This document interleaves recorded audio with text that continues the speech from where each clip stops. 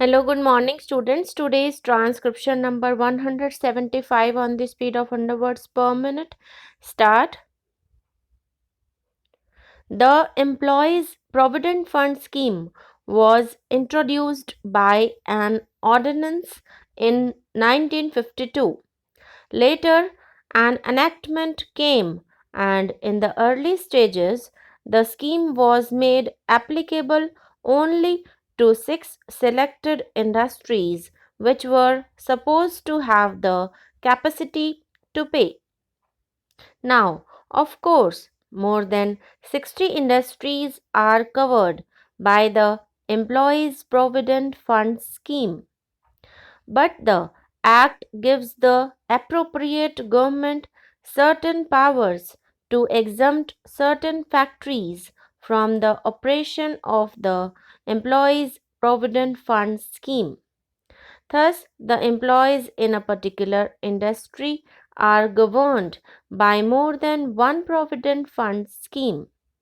As is obvious, frequent changes in the place of employment take place, and a worker who is today employed in an exempted factory may, in due course, join a factory where the Employees Provident Fund scheme under the Act is applicable.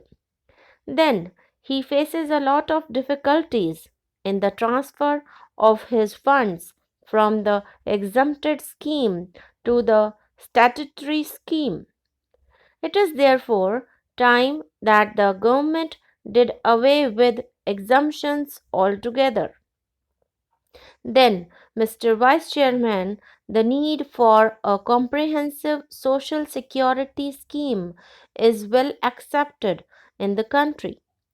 The Government of India, some 10 years back, appointed a working group headed by Mr. V.K.R. Menon, Director of the Regional Office of the ILO in New Delhi.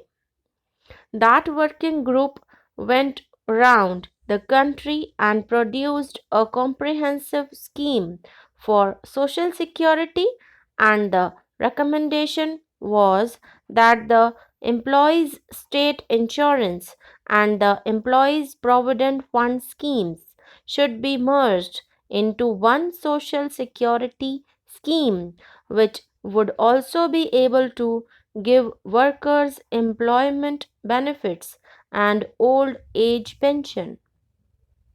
It is more than 10 years since this report was submitted, and though the government appears to have accepted the recommendation in principle, nothing has been done in that matter. That is probably due to the fact that a number of provident fund schemes are exempted from the operation of the statutory scheme. How will the government merge these exempted schemes into the social security scheme? So, if the government are serious about merging the employees' state insurance and the employees' provident fund schemes, it is time that they did away with exemptions.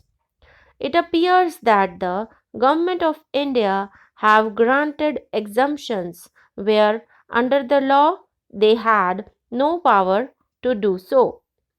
That is a wrong trend, and I must voice my protest against this.